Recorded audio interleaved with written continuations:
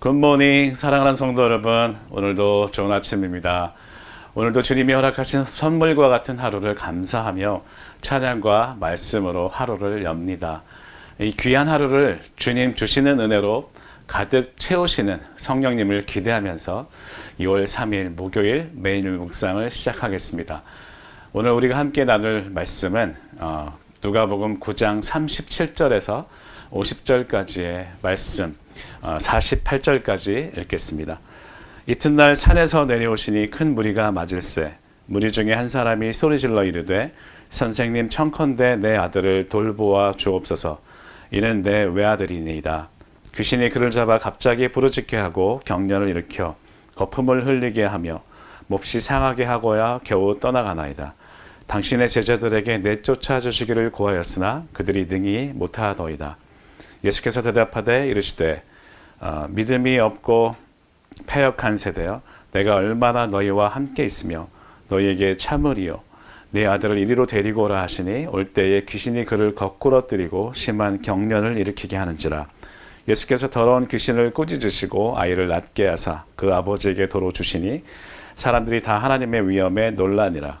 그들이 다 그 행하시는 모든 일을 놀랍게 여길세 예수께서 제자들에게 이르시되 이 말을 너희 귀에 담아두라.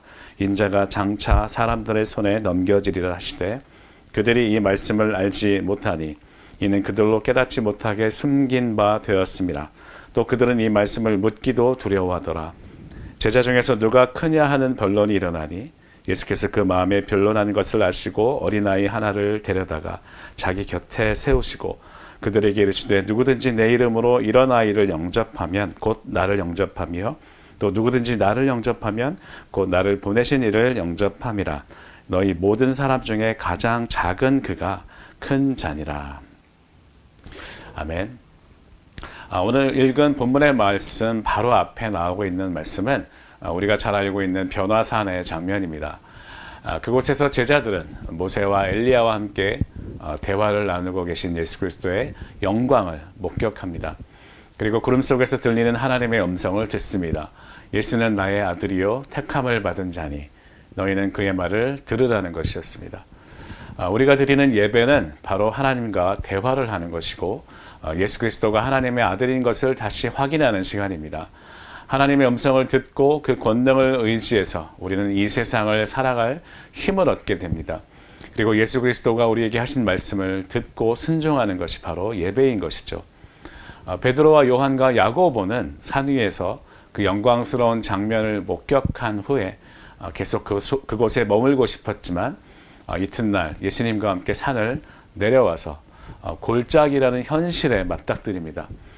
그곳은 또다시 병으로 고통받는 사람들과 또 진리를 보고도 깨닫지 못하는 사람들, 또 예수를 시험하는 바리새인과 서기관들이 있는 곳이었습니다. 하루 사이에 산에서의 영광과 골짜기에 깨어진 현실을 만나는 제자들은 당황했을 것입니다. 우리도 예배를 통해서 큰 은혜를 받고 하나님이 어떤 분인지를 깨달았지만 막상 현실로 돌아오게 되면 더 큰 시험과 어려움이 기다리고 있을 때 참 당황하게 됩니다. 그러나 여기에 바로 우리를 삶으로 부르시는 하나님의 깊은 뜻이 있습니다. 이사야 40장에 말씀하시는 메시아의 사역은 산을 깎아서 골짜기를 메우는 것, 땅을 평탄케 함으로 온 백성이 회복을 이루는 것이었습니다. 그리스도가 이 땅에 오신 목적이 바로 이 공의를 이루는 것인데 하나님의 영광을 경험한 하나님의 백성은 이 공의를 이루는 삶을 살아가야 합니다. 바로 그곳이 하나님의 나라인 것을 오늘 누가는 말씀하고 있는 것이죠. 산에서 그리스도의 영광을 경험했으니 이제 골짜기에서 신음하고 있는 깨어진 사람들을 회복하기 위한 그런 삶으로 초청하시는 주님의 음성을 우리는 오늘 듣기를 원합니다. 그런데 제자들의 모습은 어떤가요?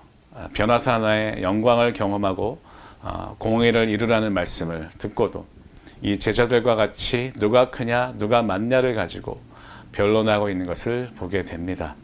이제 곧 예수님이 사람들의 손에 넘겨지실 것이라는 예수님의 음성이 귀에 들어오지 않습니다. 급박한 상황, 제자들로서 감당해야 하는 그런 일들이 산재했음에도 이들은 누가 더 크냐 누가 더 옳고 그러냐 하는 것으로 다투고 있는 것이죠. 그리고 그들을 향해 예수님은 말씀하십니다. 큰 사람이 아니라, 일을 잘하는 사람이 아니라 어린아이와 같은 아주 작은 사람을 용납하고 환대하고 받아들이는 사람이야말로 곧 예수님을 환대하고 받아들이는 사람이라고 말씀을 하십니다. 사랑하는 성도 여러분, 정말 큰 믿음을 가진 사람은 바로 공동체에서 작은 사람이라고 생각되는 사람들일 수도 있습니다. 이분들은 어떤 일이 있어도, 어떤 파도가 와도 조용히 묵묵히 요동하지 않고 주님만 바라보며 주님을 섬기며 예배를 사모하는 사람들입니다. 하나님은 내가 대단한 믿음을 가졌다고 앞에서 자신의 뜻을 주장하는 사람들보다 이렇게 작지만 신실한 믿음을 가진 사람들을 통해서 하나님의 나라를 이루어가기를 원하십니다. 내가 가진 믿음이 미약하지만 산을 깎아서 골짜기를 메우는 일, 곧 주님의 공의를 이루는 일에 최선을 다하기 위해서 묵묵히 조용히 교회를 섬기시는 분들이 점점 많아질 때 우리 새벽교회는 이 세상을 밝히는 주님이 기뻐하시는 교회가 될 것을 믿습니다. 계속해서 주님이 이루실 회복을 소망하며 기도를 쉬지 마시고 힘을 내시길 축복합니다. 함께 공동 기도문을 읽으며 하나님께 올려드리겠습니다.